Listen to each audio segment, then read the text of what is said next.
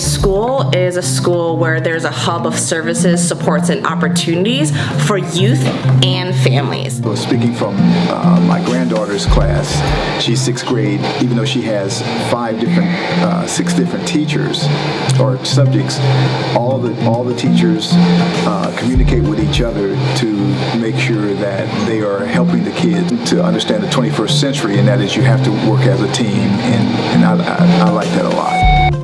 We have support for teachers and families and students so that it's not all happening in the classroom with just one person.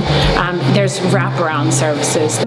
We work with a demographic of students who deal with a lot of issues outside of school, in school as well, but a lot of issues outside of school. A lot of them come from underserved communities who need our support. Where we can address the needs of kids, and that means 380 kids that teachers aren't trying to address their needs. The teachers can focus in on the academics while we're getting the students the supports that they need so they can come back into the classroom or remain in the classroom and excel. Working here to have a team to think about family partnerships was probably the biggest difference. A lot of the time I'm supporting teachers and the contact with families first.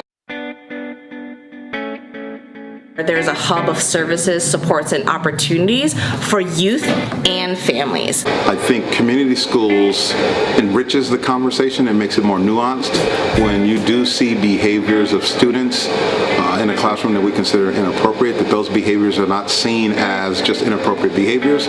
They're indicators that there are things going on internally with the child, and then how do you begin to address those issues? There's wraparound services that really bring in the existing network that is here in our neighborhood or in our broader San Francisco community to support students, and whether it's breakfast in the classroom or having a dentist on site throughout the week so that students can get what they need in one space. Listening very deeply and prioritizing listening very deeply to the needs of our youth and the needs of our families, and thus needs of our staff and community partners as well. Change how the school is used to bring parents into the fold, because in the end, ideally, we need parents to actually be active stakeholders and being able to hold us accountable for the things that we're trying to do at the school site. We need them to be individuals who are actually helping shape the direction of the school. This year, for the first time, MLK had a honor roll banquet, and the banquet was to honor those students who attained a 3.5 or higher GPA, and it was just a grand success. The parents were totally involved in their kids. When we had the banquet, it was about maybe 300 people there, kids and their parents celebrating their academic achievement. We're trying to outreach to our parents to make sure that they have the information that they need to make the informed decisions, and we're not just doing events to put on just because we need to do events.